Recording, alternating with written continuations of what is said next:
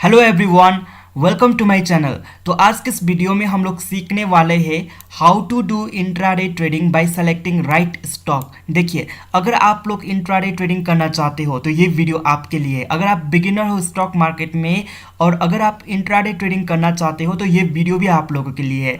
तो अगर आप लोगों को थोड़ा बहुत एक्सपीरियंस है मार्केट में, अगर आप कुछ एक्स्ट्रा सीखना चाहते हैं तो भी आप इस वीडियो को देख सकते हैं। तो इस वीडियो में हम लोग बात करने वाले हैं कि इंट्राडे ट्रेडिंग के लिए हम राइट स्टॉक सिलेक्शन कैसे करते हैं। देखिए, स्टॉक सिलेक्शन बहुत ही इंपॉर्टेंट पार्ट होता है इंट्राडे ट्रेडिंग के लिए, तो इसी के ऊपर मैंने आज ये वीडियो बनाया है। तो सबसे पहले हम यहाँ पे क्राइटेरिया को समझते हैं और उसके बाद हम लोग चार्ट में जा करके स्टॉक सिलेक्शन का जो प्रोसेस है उसको हम सीखते हैं। तो सबसे पहले हमें पता होना चाहिए क्राइटेरिया के अंदर के स्टॉक का लिस्ट। आप जो भी स्टॉक उठा के वहाँ पे इंट्राडे ट्रेडिंग नहीं कर सकते, जैसे कि वोडाफोन आइडिया का शेयर हुआ, या फिर वो शेयर जो 2 रुपये या 5 रुपये में आता है, या वो शेयर जिसका दाम तो मतलब ठीक ठाक है लेकिन उस पर कोई मोमेंटम नहीं होता, या उसका जो प्राइस है वो जो कैंडल बनता है उसमें आपको कुछ मोमेंटम या कुछ पैटर्न्स नहीं दिख रहा है, तो ऐसा वाला स्टॉक को आप यहाँ पे ट्रेडिंग नहीं करेंगे। तो इंट्राडे स्टॉक वैसा होना चाहिए जिस पे क्या हो, high liquidity and high volatility हो। आप उसी स्टॉक को यहाँ पे ट्रेड कर सकते हो। अगर आपको लिक्विडिटी और वोलेटिलिटी क्या होता है ये मालूम नहीं है तो मैं आपको बता दूं कि आपको जितने भी स्टॉक निफ्टी 50 के अंदर आता है, ठीक है, निफ्टी 50 में जितने भी स्टॉक यहाँ इसके अंदर आता है तो आप यही स्टॉक में आप लोग ट्रेडिंग करेंगे, ठीक है। तो अगर निफ्टी 50 में कुछ अच्छा आपको अपॉर्चुनिटी नहीं मिल रहा है तो आप निफ्टी का नेक्स्ट 50 भी कर सकते हो, क्योंकि निफ्टी 50 का एक लिस्ट हुआ, ठीक है, उसके बाद और नेक्स्ट 50 का दूसरा लिस्ट आएगा कि जिसमें और आपको 50 स्टॉक का लिस्ट मिलेगा। तो ऑल टुगेदर आप जो है निफ्टी 100 में जितने भी स्टॉक्स है, ठीक है, उस पर आप लोग ट्रेड करेंगे। तो अभी हम यहाँ पे सेकेंड क्राइटेरिया सीखने वाले हैं और वो है टाइम फ्रेम का, ठीक है। तो टाइम फ्रेम बहुत ही ज़्यादा इंपॉर्टेंट है आपके लिए।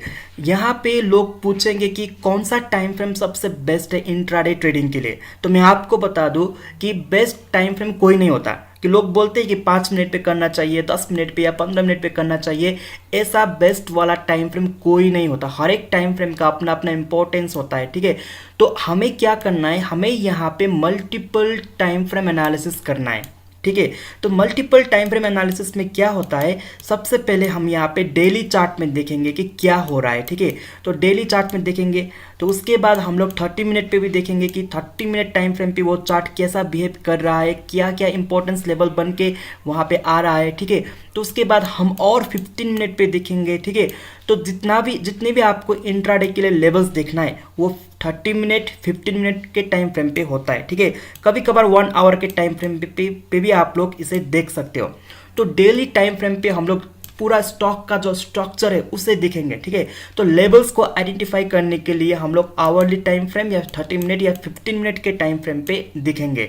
और जो हमारा यहाँ पे ट्रेड एग्जीक्यूशन होगा, क्योंकि आप लोग 30 मिनट टाइम फ्रेम पे या 1 आवर पे तो ट्रेड नहीं कर सकते, क्योंकि अगर आप इस टाइम फ्रेम पे ट्रेड करेंगे तो स्टॉक आपको कब ये भाग चुका होगा, ठीक है।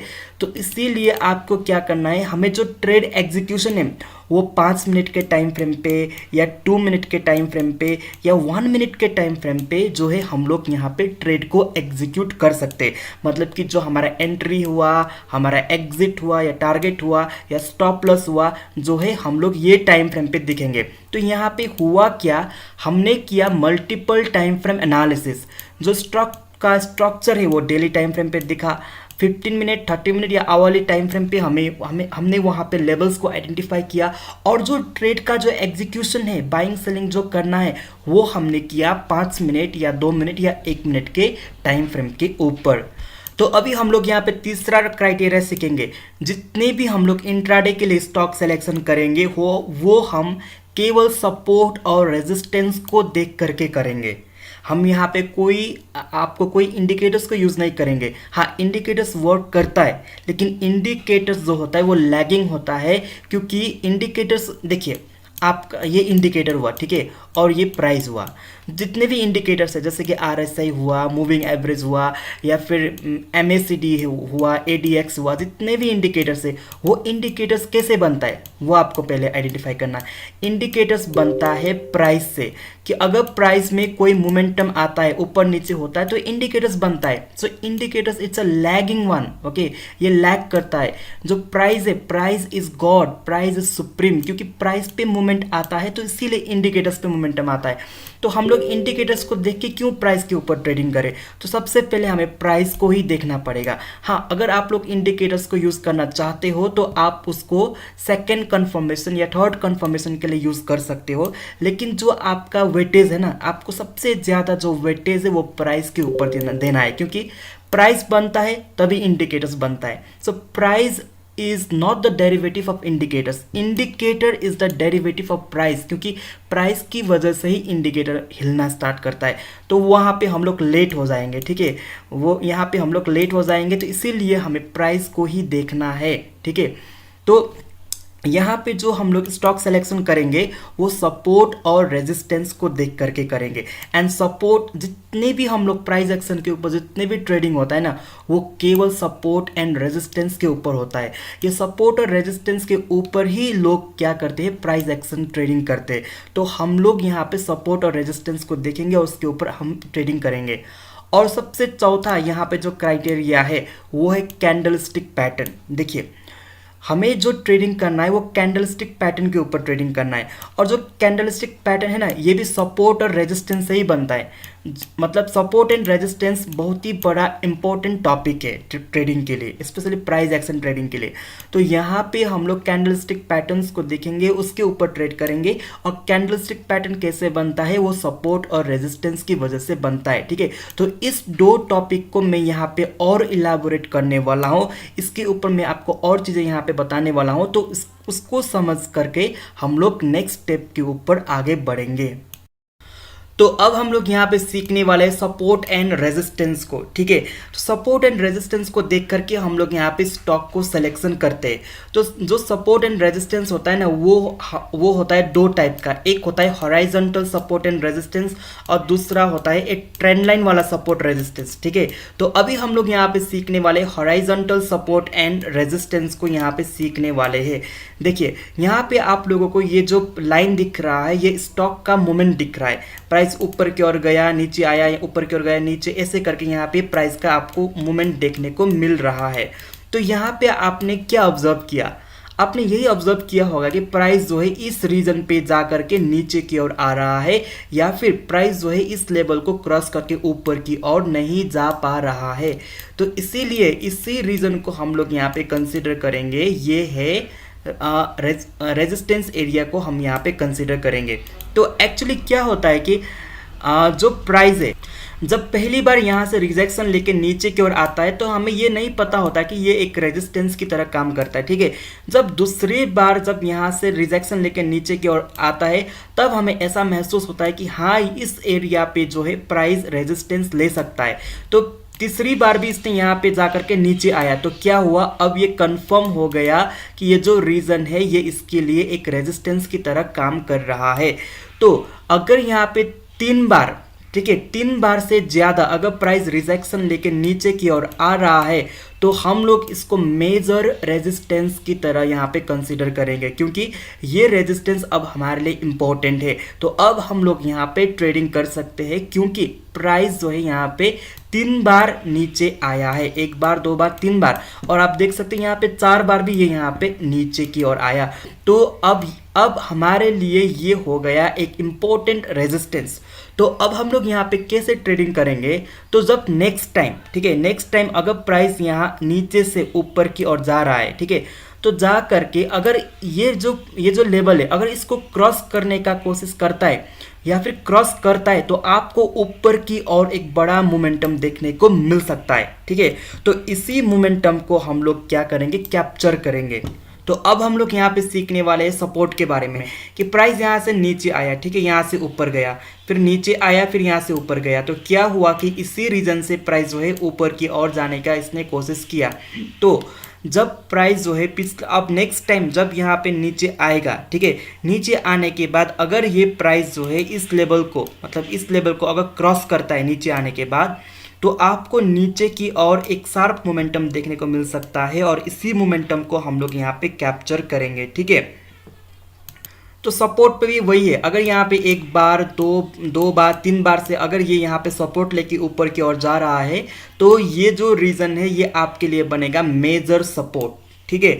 तो मेजर सपोर्ट को जब प्राइस ब्रेक करता है तो नीचे की ओर जाने का जो प्रोबेबिलिटी है वो बहुत हाई होता है और वो भी बहुत स्पीड और मोमेंटम के साथ नीचे की ओर जा सकता है। तो इसी मोमेंटम को हम लोग कैप्चर करने को कोशिश करेंगे।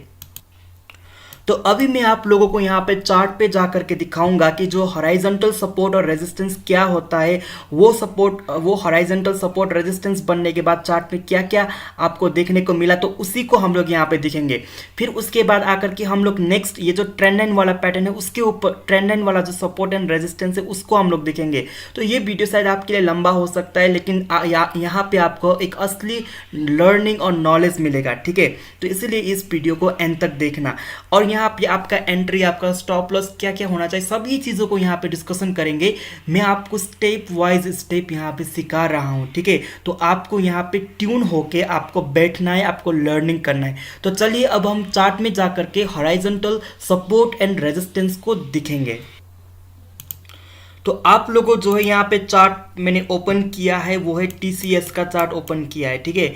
तो यहाँ पे मैं आपको हॉराइजॉन्टल रेजिस्टेंस के बारे में यहाँ पे शो कर रहा हूँ, ठीक है। TCS ने क्या किया कि इस रीजन पे यहाँ पे ओपन होकर के नीचे आया, फिर यहीं पर जा करके नीचे आया, आप लोगों को यहाँ पे दिख रहा होगा, ठीक है। तो यहीं से नीचे की ओर आया, ठीक है। नीचे आने के बाद जब भी यहाँ पे ऊपर पे पहुँचा तो यही वाला रीजन से यहाँ नीचे आ गया, ठीक है। आपने यहाँ पे देखा होगा। तो 1 टाइम 2 टाइम और 3 टाइम, जब 3 टाइम इसने किया तो अब इसके लिए ये रीज़न हुआ, इसके लिए इम्पोर्टेंट रेजिस्टेंस बना, क्योंकि यहाँ पे इसने 3 टाइम कोशिश किया लेकिन 3 टाइम पे इसने इस लेवल को क्रॉस नहीं किया। So this becomes our important resistance level. तो नेक्स्ट टाइम जब इसने यहाँ पे ट्राई किया तो उसके आसपास ही टच किए बिना फिर यहाँ से नीचे आ गया। तो फिर यहाँ जब ये ऊपर की ओर गया फिर वहीं से यहाँ से ये नीचे की और थोड़ा नीचे आया, ठीक है। तो ये स्टॉक जो है मैंने अपने व्हाट्सएप ग्रुप में इंट्राडे के लिए यहाँ पे शेयर किया था। और जब आप यहाँ पे देख सकते हो, जब इसने फाइनली ये जो रीज़न है, जब इसने यहाँ पे इसको क्रॉस किया, क्रॉस करने के बाद आप देख सकते हैं ऊपर की और एक ज़बरदस्त मोमेंटम हमें देखने को मिला। तो यहाँ पे मैंने ये 15 मिनट का टाइम फ्रेम ओपन किया है, तो 15 मिनट के ऊपर मैंने यहाँ पे डिस्कशन किया। तो यहाँ पे जब इसने ब्रेक किया, ठीक है, ब्रेक करते वक्त आपको यहाँ पे वॉल्यूम भी देखने को मिलेगा। तो ब्रेक करते वक्त इसने ये ब्रेक करके यहाँ पे ऊपर की और अच्छा मोमेंटम हमने ऊपर की ओर देखने को मिला। तो जब भी मार्केट अपना कोई भी स्टॉक है, ठीक है, जब भी कोई भी स्टॉक अपना इम्पोर्टेंट रेजिस्टेंस को ब्रेक करता है, ठीक है, यहाँ पे इसका ये इम्पोर्टेंट रेजिस्टेंस हो चुका था। तो ब्रेक करने के बाद हमें ऊपर की और यहाँ पे अच्छा मोमेंटम देखने को मिल सकता है। तो इसी मोमेंटम को हम ऊपर की ओर कैच करने की कोशिश करेंगे। ये जो TCS का चार्ट है ना, जब मैंने यहाँ पे वो अपने व्हाट्सएप ग्रुप में इसको यहाँ पे शेयर किया था, तो नेक्स्ट डे भी मैंने इसी स्टॉक को यहाँ पे शेयर किया था। मैंने क्यों शेयर किया था आप देख सकते हैं। ये जो हॉराइजॉन्टल रेजिस्टेंस में इसको और ऊपर यहाँ पे शिफ्ट करता हूँ, ठीक है। शिफ्ट करने के बाद आप देख सकते हैं ये जो रीज़न है, मैं इसको 30 मिनट पे दिखा दूंगा आप लोगों को और यहाँ पे आसान हो जाएगा। 30 मिनट का टाइम फ्रेम ओपन किया है। तो पिछली बार हमने यहाँ पे ये रेजिस्टेंस जब ब्रेक किया तो हमने इसको इंट्राडे में ट्रेडिंग किया, ठीक है। तो जब यहाँ से ऊपर गया ये भी इसके लिए एक रेजिस्टेंस की तरह था, ठीक है। तो आपको यहाँ पे दिखा दो, क्योंकि प्राइस यहाँ से रिजेक्शन लेके नीचे आया, नीचे नीचे नीचे ऐसे करके आया, यहाँ पे नीचे आया। तो ये जो है इसके लिए इम्पोर्टेंट क्या है, एक रेजिस्टेंस है। और यहाँ पे आप लोगों को मैं एक इम्पोर्टेंट पॉइंट बताता हूँ, जितने बार जो है ये रिजेक्शन लेगा, मतलब जितना नंबर ऑफ टाइम्स जो रिजेक्शन लेगा जितना ज़्यादा होगा आपको ऊपर की ओर उतना मोमेंटम देखने को मिलेगा। यहाँ पे क्या हुआ, यहाँ पे 1 टाइम 2 टाइम 3 टाइम्स और 4 टाइम हुआ, आपको यहाँ तक का ये मोमेंटम देखने को मिला, इस रेजिस्टेंस तक आपको ये मोमेंटम देखने को मिला। लेकिन इस केस पे क्या हुआ कि 1 time 2 time 3 time 4 time 5 time 5 time, तो यहाँ पे ज़्यादा इसने रिजेक्शन लिया, ठीक है। तो इसीलिए आपको यहाँ पे ऊपर को एक शार्प मोमेंटम यहाँ पे दिखने को मिला। तो जितना बार ये रिजेक्शन लेके नीचे की ओर आता है और जब इसको यहाँ पे ब्रेक करता है तो आपको और फास्ट मोमेंटम ऊपर की ओर देखने को मिल सकता है। और यहाँ पे मैंने ओपन किया है रिलायंस का स्टॉक, ठीक है। तो ये 15 मिनट का स्टॉक है। आप देख सकते हैं यहाँ पे रिजेक्शन लेके नीचे की ओर आया, फिर नेक्स्ट टाइम यहीं से रिजेक्शन लेके नीचे की ओर आया। तो यहाँ पे भी वो आसपास से यहाँ पे रिजेक्शन लेके नीचे आया, तो यहाँ पे इसी पॉइंट पे ये रिजेक्शन लेके नीचे की ओर आया, ठीक है। तो यहाँ पे जब इसने इस लेवल को क्रॉस किया तो आपको ऊपर की ओर ऐसे मोमेंटम देखने को मिला। तो ये रहा आपके लिए हॉराइजॉन्टल रेजिस्टेंस। जो हॉराइजॉन्टल जो सपोर्ट है वो आपको खुद चार्ट के ऊपर जाकर के देखना है, वो आपका असाइनमेंट है या आप इसको होमवर्क भी बोल सकते हो। जो हॉराइजॉन्टल सपोर्ट है जब वो ब्रेक होता है तो क्या क्या हुआ वो आपको खुद चार्ट पे जाकर के आइडेंटिफाई करना है। मैंने आपके लिए यहाँ पे हॉराइजॉन्टल रेजिस्टेंस को दिखाया, और भी मैं दिखा सकता हूँ लेकिन ये वीडियो लंबा हो जाएगा, तो इसलिए मैं हॉराइजॉन्टल रेजिस्टेंस को यहीं पे मैं खत्म करता हूँ। तो अब हम लोग यहाँ पे सीखेंगे ट्रेंड लाइन वाला सपोर्ट एंड रेजिस्टेंस। तो यहाँ पे अभी हम सीखने वाले हैं ट्रेंड लाइन वाला सपोर्ट एंड रेजिस्टेंस। देखिए, जब मार्केट नीचे से ऊपर की ओर जाता है तो वो ऐसे करके स्ट्रेट लाइन में ऊपर नहीं जाता। जब ये ऊपर की ओर जाता है तो ये क्या करता है, ऊपर जाता है, थोड़ा नीचे आता है, फिर ऊपर जाता है, नीचे आता है, ऊपर जाता है, नीचे आता है, ऐसे करके करते ये ऊपर की ओर जाता है। देखिए, यहाँ से ऊपर गया, नीचे आया, ऊपर गया, नीचे, ऊपर नीचे होते होते ऐसे करके प्राइस ऊपर की ओर जाता है। जब नीचे से ऊपर की ओर जाता है तो यहाँ पे ये एक सपोर्ट को फॉर्म करते करते जाता है। जैसे कि प्राइस यहाँ से स्टार्ट किया, यहाँ पे नीचे आकर के यहाँ पे सपोर्ट लिया, फिर ऊपर की ओर गया, फिर यहाँ आके सपोर्ट लिया, ऐसे करते करते यहाँ प्राइस का मूवमेंट चलता है। तो जब ये ऊपर की ओर जाएगा तो अब इसका ट्रेंड रिवर्सल कैसे होगा। तो ट्रेंड रिवर्सल के ऊपर ट्रेड करने के लिए आपको यहाँ पे ऐसे करके एक लाइन खींचना है, ठीक है। तो इसी लाइन को हम बोलते हैं ट्रेंड लाइन सपोर्ट, क्योंकि प्राइस ने यहाँ पे सपोर्ट लेके ऊपर की ओर गया, यहाँ पे सपोर्ट लेके ऊपर की ओर गया, यहाँ पे सपोर्ट लेके ऊपर की ओर गया। तो जब यहाँ पे भी 3 टाइम्स से ज़्यादा अगर सपोर्ट लेके ऊपर की ओर जा रहा है तो ये हमारा बनेगा मेजर सपोर्ट बनेगा, ठीक है। तो जब यहाँ पे ये जो लाइन जो मैंने ड्रॉ किया है, अगर इसके नीचे यहाँ पे प्राइस आ जाता है तो आपको यहाँ नीचे पे एक फॉल देखने को मिलेगा। तो इसी फॉल को हम लोग यहाँ पे ट्रेड करेंगे। तो ये रहा ट्रेंड लाइन वाला सपोर्ट। तो अब हम यहाँ पे सीखने वाले हैं ट्रेंड लाइन वाला रेजिस्टेंस। जैसे कि प्राइस जब ऊपर से नीचे की ओर आता है तो वो ऐसे करके नहीं आता, वो प्राइस नीचे आता है, फिर ऊपर की ओर जाता है, फिर नीचे आता है, फिर ऊपर की ओर जाता है, फिर नीचे, ऐसे करके प्राइस नीचे की ओर आता है। तो यहाँ पे हमें ऐसे एक लाइन ड्रॉ करना है, ठीक है। इसको हम ट्रेंड लाइन बोलते हैं। तो यहाँ पे क्या ऑब्जर्व किया कि प्राइस यही लाइन को टच करके नीचे आया, यही लाइन को टच करके नीचे आया, तो यही लाइन को टच करके नीचे आया। और जब ये 3 बार से ज़्यादा हो रहा है तो it becomes our major resistance. तो जब यहाँ पे इसको ये ब्रेक करके ऊपर की ओर जाता है तो यहाँ पे ऊपर की ओर मोमेंटम होने का चांस बहुत हाई रहता है। तो इसी मोमेंटम को हम यहाँ पे कैप्चर कर सकते हैं। तो अभी हम ये वाला जो ट्रेंड लाइन वाला जो सपोर्ट एंड रेजिस्टेंस है, अभी हम इसको चार्ट में जा कर के दिखेंगे और उसके बाद हम अगला स्टेप को यहाँ पे स्टडी करेंगे। तो अभी मैं आपको यहाँ पे मैंने JSW स्टील का चार्ट ओपन किया 15 मिनट्स टाइम फ्रेम का, और ये भी मेरे एक टाइम वॉच लिस्ट में था, ठीक है। तो जब ये यहाँ से ऊपर की ओर गया, ठीक है, ऊपर की ओर गया, तो आप देख सकते हैं यहाँ पे ऊपर की ओर गया, यहाँ पे सपोर्ट लिया, फिर ऊपर की ओर गया, यहाँ पे सपोर्ट लिया, फिर ऊपर की ओर गया। तो यहाँ पे जो रीज़न है, ये जहाँ पे इसने सपोर्ट लिया ये इसका बन गया मेजर सपोर्ट, ठीक है। और जब इसने यहाँ पे इसको ब्रेक किया तो आपको यहाँ नीचे की और मोमेंटम देखने को मिला। तो यहाँ पे आपको ऐसे करके एक ट्रेंड लाइन ड्रॉ करना है, ठीक है।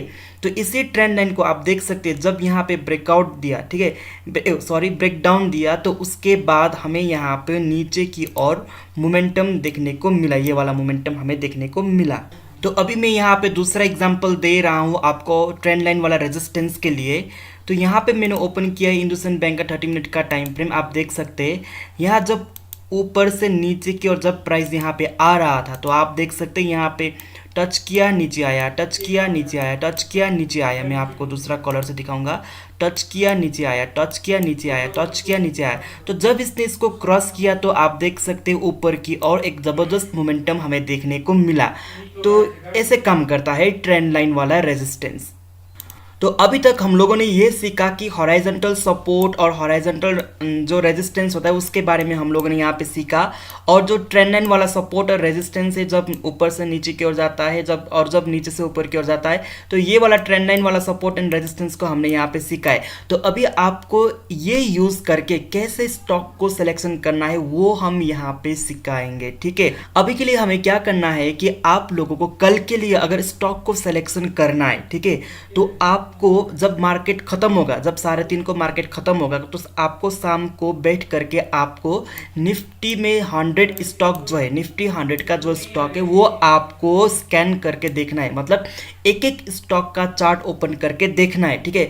तो सबसे पहले अगर आप बिगिनर हो तो आप क्या करोगे, आप 30 मिनट या 130 मिनट या आपको 15 मिनट टाइम फ्रेम पे हर एक स्टॉक को चेक करना है वहाँ पे जा कर के कि कहीं उस पे ये हॉराइजॉन्टल वाला जो रेजिस्टेंस है वो बन रहा है कि नहीं बन रहा है, और जो हॉराइजॉन्टल वाला सपोर्ट है ऐसा वाला ये बन रहा है कि नहीं बन रहा है, ठीक है। या फिर ये जो ट्रेंड लाइन वाला सपोर्ट है ये यहाँ पे बन रहा है कि नहीं बन रहा है, या फिर ट्रेंड लाइन वाला जो रेजिस्टेंस है, ठीक है, ऐसे जब नीचे आता है तो ट्रेंड लाइन वाला जो रेजिस्टेंस है ये बन रहा है कि नहीं बन रहा है, ये आपको फाइंड आउट करना है, ठीक है।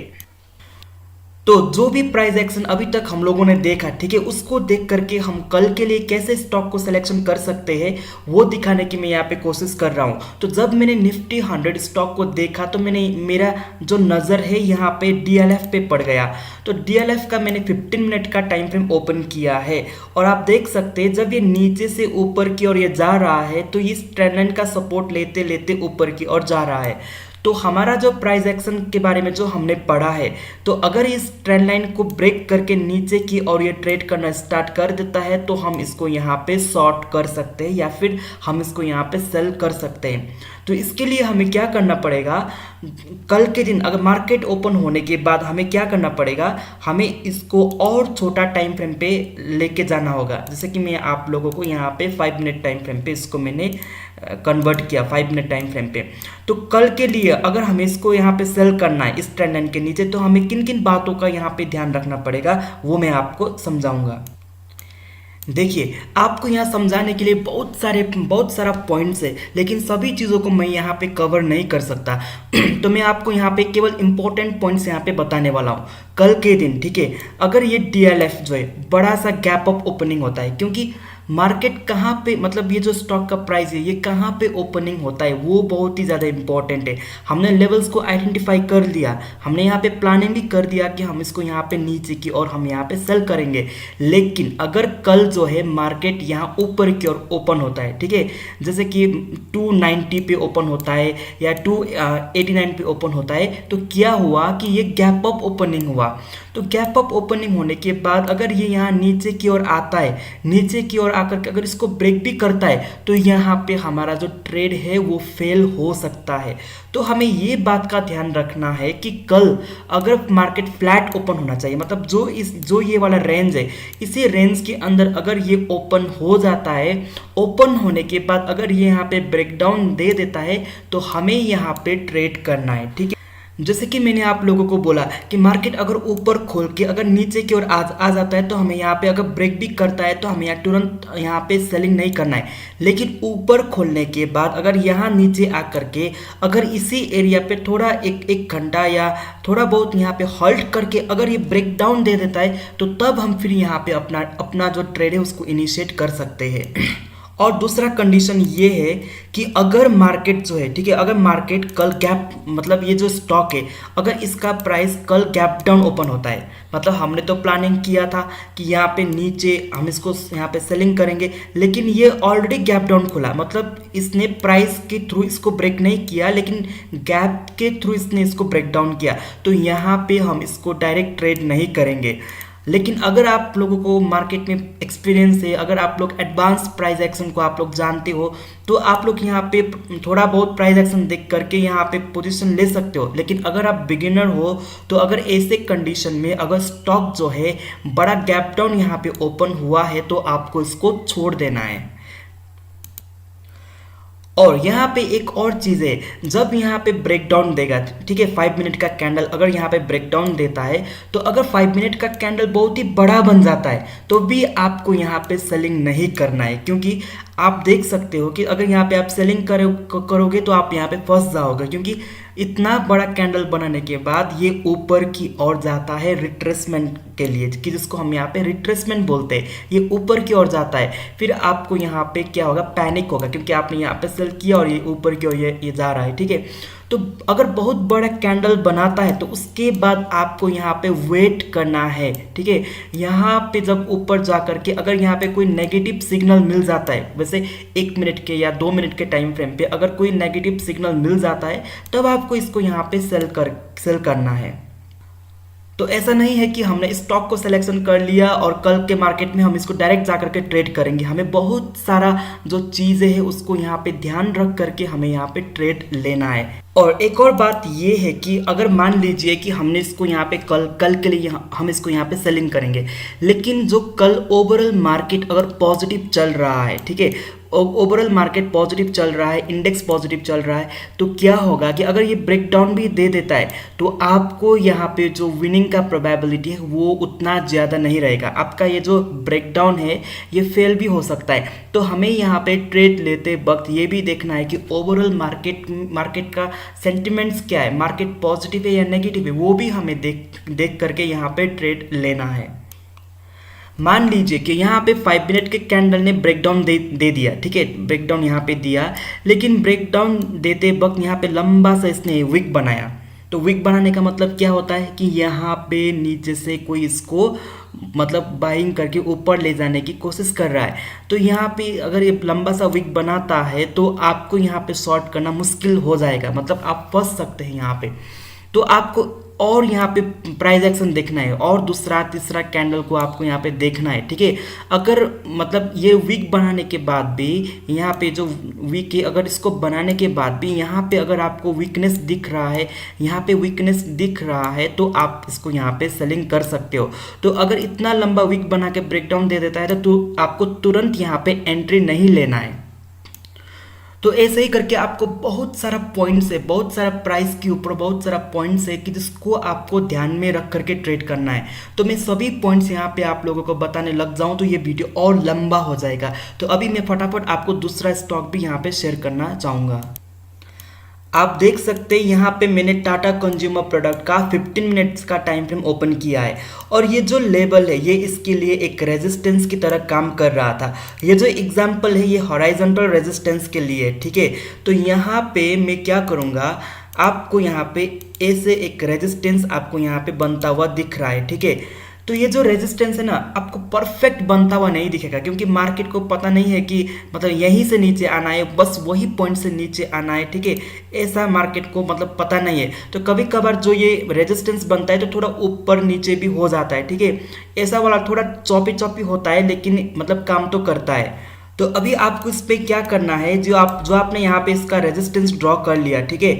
तो कल के दिन मार्क मतलब ये जो टाटा कंज्यूमर प्रोडक्ट है, ठीक है, टाटा कंज्यूमर प्रोडक्ट कल के दिन जो है अगर ये जो इसने यहाँ पे स्विंग बनाया है, ठीक है, ये जो स्विंग बनाया है अगर इसके ऊपर कोई 5 मिनट का कैंडल यहाँ पे क्लोजिंग दे देता है तो आप यहाँ पे ट्रेडिंग में एंटर कर सकते हो। लेकिन इस पे प्रॉब्लम क्या है कि आपको यहाँ पे मतलब ये एक रेजिस्टेंस तो आपको दिख रहा है, लेकिन यहाँ पे पिछली बार इसने एक स्पाइक मारा हुआ था, जैसे कि आप लोग यहाँ पे देख सकते हो, यहाँ पे इसने स्पाइक मारा हुआ था, ठीक है। तो ये स्पाइक इसको यहाँ पे डिस्टर्ब कर सकता है। तो इसीलिए अगर आपको यहाँ पे ट्रेड करना है तो आप एग्रेसिवली ट्रेड नहीं मत करना, यहाँ पे आप छोटा क्वांटिटी लेके ट्रेड कर सकते हो। तो जब ये यहाँ पे इस लाइन को यहाँ ब्रेकआउट देगा तो 5 मिनट का कैंडल अगर इसके ऊपर क्लोजिंग कर देगा तो आप यहाँ पे एंटर हो सकते हो। और यहाँ भी वही वाला बात है जो मैंने आपको मतलब नेक्स्ट प्रीवियस चार्ट में मैंने जो बोला था आप लोगों को कि ये जो प्राइस है, ठीक है, ये जो प्राइस है ये फ्लैट ओपन होना चाहिए, ठीक है। अगर हमें तुरंत मॉर्निंग में ही ट्रेड लेना है तो ये फ्लैट ओपन होना चाहिए। अगर ये बहुत बड़ा गैप डाउन ओपन हो जाता है, ठीक है, फिर धीरे धीरे ऊपर जा करके फिर यहाँ पे होल्ड करके अगर ऊपर की ओर ब्रेकआउट दे देता है तो हमें यहाँ पे बाद में एंट्री कर सकते हैं। लेकिन अगर बहुत बड़ा गैप अप खुल जाता है तो हमें इसको यहाँ पे अवॉइड करना है। तो एक और स्टॉक जो मैंने आप लोगों के लिए पिक किया है वो है बैंक ऑफ बड़ौदा का, और ये मैंने 30 मिनट का टाइम फ्रेम ओपन किया है। वैसे ये जो स्टॉक का प्राइस है वो 83 रुपया है, ठीक है। तो मैं आप लोगों को एक और रूल्स में यहाँ पे बोलना चाहूँगा कि अगर आप इंट्राडे ट्रेडिंग कर रहे हो, ठीक है, तो आपको 200 रुपये से जो कम का स्टॉक है उसको आपको ट्रेड नहीं करना है, क्योंकि उस पर आपको उतना अच्छा मोमेंटम नहीं मिलेगा, ठीक है। मतलब 200 रुपये से कम का स्टॉक को आपको ट्रेड नहीं करना है। और मैक्सिमम जो है, अगर 5000 के ऊपर कोई स्टॉक का प्राइस चल रहा है तो उसको भी आप ट्रेड मत करना। जैसे कि नेस्ले का शेयर है जो 15,000 में आता है, और श्री सीमेंट का है जो शायद 20,000 के आसपास है। तो उस ऐसे बड़े बड़े प्राइस वाला जो स्टॉक है वो निफ्टी 100 के अंदर ही आता है, लेकिन उसको आपको ट्रेड नहीं करना है। आप 2000 से लेके 200 रुपये से लेके 5000 के बीच के जितने भी स्टॉक है उसको आप लोग कंसीडर कर सकते हो। बैंक ऑफ बड़ौदा जो है वो नीचे से ऊपर की ओर जा रहा है, तो आपको शायद यहाँ पे कल ही ट्रेड मिले या ना मिले, लेकिन जब भी ये यहाँ पे ये ट्रेंड लाइन को ब्रेक डाउन दे देता है तो हमें नीचे की और मोमेंटम देखने को मिल सकता है। लेकिन इतना नीचे तक मोमेंटम नहीं दिखने को नहीं मिलेगा, लेकिन जो इसका यहाँ पे सपोर्ट है, जो ये सपोर्ट है यहाँ तक ये आ सकता है, ठीक है। या फिर ये जो सपोर्ट है मतलब और ऊपर जाके अगर ब्रेक डाउन दे देता है तो यहाँ इस सपोर्ट तक आ सकता है। तो अगर आप यहाँ पे इंट्राडे करते हो तो नियरेस्ट जो सपोर्ट है आप उसको यहाँ पे टारगेट बना के ट्रेड कर सकते हो। तो ऐसे कर करके मैंने आप लोगों को एग्जांपल दिया है। हॉराइजॉन्टल जो सपोर्ट रेजिस्टेंस होता है उसका सिर्फ मतलब एक ही स्टॉक मुझको मिला कल के लिए, तो और स्टॉक नहीं मिला। तो जितना मुझे दिखा तो उतना मैंने आप लोगों को यहाँ पे शेयर किया है, ठीक है। तो वैसे करके आपको जितने भी 100 स्टॉक से उसको देखना है, ठीक है। उसको देखने के बाद अगर यहाँ पे जो प्राइस एक्शन अभी तक हम लोगों ने सीखा अगर उसको फुलफिल कर रहा है तो वो स्टॉक को आप कल के लिए प्रिपेयर रख सकते हो। तो अभी तक हम लोगों ने स्टॉक से बहुत सारा पॉइंट यहाँ पे सीखा, ठीक है। सपोर्ट रेजिस्टेंस को सीखा, हॉराइजॉन्टल वाला सीखा, ट्रेंड लाइन वाला सीखा, हमने कैसे स्टॉक को सिलेक्शन करना है वो भी हम लोगों ने यहाँ पे सीखा है। तो अभी हम यहाँ पे ट्रेड को एग्जीक्यूशन जब करेंगे वो 5 मिनट के टाइम फ्रेम के ऊपर करेंगे। और अगर आप थोड़ा एक्सपीरियंस होंगे तो आप 1 मिनट के ऊपर या 2 मिनट या 3 मिनट के ऊपर भी आप जो है ट्रेड को एग्जीक्यूट कर सकते हो। तो अभी हम यहाँ पे सीखने वाले हैं ट्रेड लेने के बाद आपका स्टॉप लॉस और टारगेट कहाँ होना चाहिए। जैसे कि मान लीजिए कि ये एक हॉराइजॉन्टल जो है एक रेजिस्टेंस है, ठीक है। तो इसको यहाँ पे ब्रेकआउट मिल गया, तो ब्रेकआउट जब इसको यहाँ पे मिलेगा, जो ब्रेकआउट कैंडल होगा ना 5 मिनट के टाइम फ्रेम के ऊपर, ये जो ब्रेकआउट कैंडल का जो निचला वाला जो पार्ट है, ये जो नीचे वाला जो पार्ट है उस पर आपको यहाँ पे स्टॉप लॉस लगाना है, ठीक है। जब यहाँ पे ये ब्रेकआउट दे देगा तो आपको यहाँ पे एंटर करना है, यहाँ पे आपका एंटर करना है। तो जो टारगेट है, टारगेट आप ऐसे सेट कर सकते हो कि आपको पिछला वाला यहाँ पे चार्ट देखना है, ठीक है। तो अगर प्राइस ऐसे करके नीचे आया हो, ठीक है, यहाँ पे ऐसे करके अगर नीचे की ओर आया हो तो आप क्या कर सकते हो, आपने यहाँ पे एंट्री लिया, ठीक है। तो आप ये जो पिछला वाला जो रेजिस्टेंस है यहाँ पे आप इसको टारगेट लगा सकते हो। लेकिन अगर आपको लग रहा है कि और मोमेंटम हो सकता है तो आप और ऊपर का भी टारगेट लगा सकते हो। और ये जो चीज़ है ना वो आपको एक्सपीरियंस के बाद ही आएगा कि जिस स्टॉक में आपने एंट्री लिया है वो कितना ऊपर भाग सकता है, ये एक्सपीरियंस के बाद ही आपको मिलेगा। आप लोगों को मैं यहाँ पे 1-2 पॉइंट्स फिर शेयर करना चाहूँगा कि जो यहाँ पे हम लोगों ने सपोर्ट और रेजिस्टेंस को देख करके हमने स्टॉक को आइडेंटिफाई किया, ठीक है। हॉराइजॉन्टल सपोर्ट और रेजिस्टेंस के ऊपर हम लोगों ने यहाँ पे ट्रेड करने का हमने कोशिश किया। तो आपको अगर आप अपना जो ट्रेडिंग है, ठीक है, उसका जो प्रोबेबिलिटी अगर बढ़ाना है तो आप क्या कर सकते हो, आप पैटर्न्स के ऊपर ट्रेड कर सकते हो, ठीक है। अभी आप लोगों को मैं एक या 2 पैटर्न्स के बारे में बताऊँगा। जो अभी तक हम लोगों ने पढ़ा कि जो प्राइस ने ऊपर जा करके यहाँ पे रेजिस्टेंस फेस करके नीचे आया, तो कभी कभार क्या होता है कि प्राइस एक रेंज बनाता है, ठीक है। रेंज बनाते वक्त क्या करता है कि जहाँ पे ये रेजिस्टेंस हुआ नीचे आएगा और सपोर्ट लेगा और वहीं से ऊपर जाएगा नीचे आया और वहीं से ऊपर जाएगा, वहीं से नीचे आएगा, तो ऐसे रेंज भी बनता है। और जब ये रेंज वाला जब ब्रेकआउट या ब्रेकडाउन मिल जाता है ना, तो आपको और बड़ा मोमेंटम देखने को मिल सकता है। तो इसको भी आप चार्ट में आइडेंटिफाई कर सकते हो। और दूसरा वाला बात ये है कि कभी कभार स्टॉक क्या करता है कि नीचे से ऊपर से नीचे की ओर आया, फिर ऐसे करके ऊपर की ओर गया, फिर ऐसे करके, मतलब क्या हो जाता है कि यहाँ पे रेंज पे तो आता है, लेकिन जो है ये रेंज जो है ये छोटा होता जाता है, ठीक है, ऐसे करके एक रेंज बनाता है। तो अगर ये यहाँ पे आपको क्या दिखने को मिला, एक आप लोगों को ट्रेंड लाइन वाला रेजिस्टेंस देखने को मिला और ट्रेंड लाइन वाला सपोर्ट देखने को मिला, और आपको ये भी देखने को मिला कि ये जो रेंज है ना, ये छोटा होता जा रहा है। और अगर ये किसी भी साइड ब्रेकआउट या ब्रेकडाउन दे देता है तो हमें यहाँ पे बड़ा वाला मोमेंटम देखने को मिल सकता है। मैं आपको चार्ट में दिखाऊंगा। जो हमने लास्ट टाइम बजाज फाइनेंस में ट्रेड किया था, तो इसी पैटर्न को देख करके हम लोगों ने ट्रेड किया था। तो ये रहा बजाज फाइनेंस का चार्ट, ठीक है। आप देख सकते हो यहाँ पे, आप देख सकते हो यहाँ पे ट्रेंड लाइन वाला जो है रेजिस्टेंस बनता जा रहा है, ठीक है, और नीचे से भी आपको यहाँ पे ट्रेंड लाइन वाला सपोर्ट देखने को मिल रहा है, ठीक है, ऐसे करके।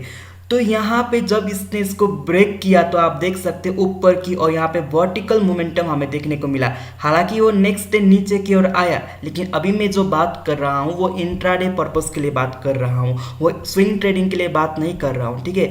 तो यहाँ पे इंट्राडे के अंदर हमें अच्छा मोमेंटम ऊपर की ओर देखने को मिला। तो यहाँ पे आपने क्या ऑब्जर्व किया, मतलब हाँ, ये जो पैटर्न है ये सपोर्ट एंड रेजिस्टेंस से ही बना हुआ है, लेकिन यहाँ पे हमारा जो प्रोबेबिलिटी है वो हाई हो गया। क्यों? क्योंकि ये जब नीचे आ रहा है, ठीक है, ऐसे करके यहाँ पे ट्रेंड लाइन वाला रेजिस्टेंस बन रहा है, और यहाँ पे ट्रेंड लाइन वाला सपोर्ट बन रहा है, और ये जो स्टॉक जो है ना एक यहाँ पे रेंज के अंदर है, और ये जो रेंज है ये छोटा होता जा रहा है। तो ऐसा वाला जो पैटर्न है, इस पे हमें बड़ा मोमेंटम देखने को मिलता है। तो अभी तक हम लोगों ने यहाँ पे जो प्राइस एक्शन सीखा है, ठीक है, हॉराइजॉन्टल सपोर्ट और जो हॉराइजॉन्टल रेजिस्टेंस के ऊपर, या जो ट्रेंड लाइन का जो सपोर्ट और रेजिस्टेंस यहाँ पे सीखा है, तो आप उसी के बेस पे आप लोग निफ्टी 100 में जितने भी स्टॉक है, ठीक है, उसको मार्केट ख़त्म होने के बाद आप दिखोगे, और जहाँ पे भी ये पैटर्न्स बन रहा है, ठीक है, तो इसको आप जो है नेक्स्ट ट्रेडिंग डेज के अंदर लाइव मार्केट में इसको प्रैक्टिस कर सकते हो।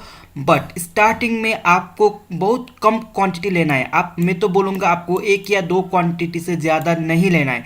सिर्फ आपको इसको आजमा के देखना है कि क्या ये सच में काम कर रहा है कि नहीं कर रहा है। अगर काम किया तो क्यों किया, अगर काम नहीं किया तो क्यों नहीं किया। तो वैसे करके आपको मार्केट को एनालाइज करना है। देखिए, आपने जो कुछ भी मार्केट के ऊपर सीखा है, फिर यूट्यूब से सीखेंगे या कोई कोर्स करके सीखेंगे, तो इमीडिएटली आप नेक्स्ट डे जा करके उसके ऊपर ट्रेडिंग करके आप प्रॉफिट नहीं निकाल सकते। इसीलिए आपको एक्सपीरियंस का रिक्वायरमेंट पड़ेगा, ठीक है। जो भी आप मार्केट में प्रॉफिट अगर निकालना चाहते हो, तो उसके लिए आपको स्किल चाहिए होता है, और स्किल और एक्सपीरियंस आपके लिए इम्पोर्टेंट है। और 90% जो स्किल और एक्सपीरियंस है वो आपको कहाँ से मिलेगा, आपको लाइव मार्केट में बैठ कर जब आप खुद ट्रेडिंग करोगे वहाँ से मिलेगा। आपको 5 लाख का कोर्स अटेंड करके या 1 लाख 2 लाख का कोर्स अटेंड करके ये वाला स्किल और एक्सपीरियंस नहीं मिलेगा। तो आपको लाइव मार्केट में बैठना है और वहीं से आपको लर्निंग करना है। और अगर इस वीडियो के ऊपर अच्छा रिस्पॉन्स आता है, आप लोग लाइक करते हो या चैनल को सब्सक्राइब करते हो, तो मैं आपको इंट्राडे ट्रेडिंग के लिए और एडवांस कंसेप्ट को लेकर मैं और वीडियो बना के अपलोड करूँगा। मैं यहाँ पे अभी आप लोगों को सभी चीज़ें यहाँ पे बोल सकता हूँ, बता सकता हूँ, लेकिन वीडियो लंबा बनेगा, और अगर वीडियो लंबा बनेगा तो लोग इसको नहीं दिखेंगे। और हाँ, इस वीडियो को ज़रूर अपने ग्रुप में शेयर करना और इस चैनल को सब्सक्राइब कर देना, और बाद में मैं आप लोगों के लिए और इंटरेस्टिंग वीडियोस बना के मैं आऊँगा। Thank you so much.